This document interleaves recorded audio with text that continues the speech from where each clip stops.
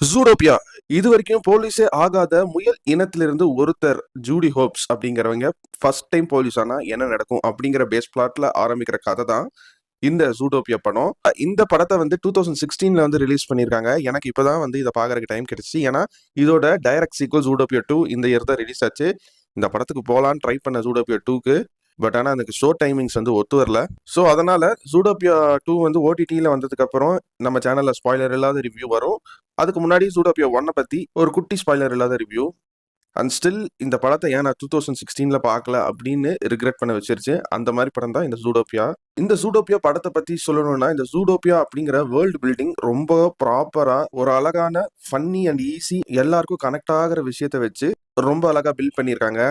Judy hopes, நிக் வைல்டி இவங்க 2 கேரக்டர்ஸ்ல நடிச்ச அந்த ஆக்டர்ஸ் பெர்ஃபார்மன்ஸ், அஃப்கோர்ஸ் இது வந்து ஒரு அனிமேஷன் படம். அவங்க ஃபேஸ் தெரியலனாலும் அவங்களோட வாய்ஸ்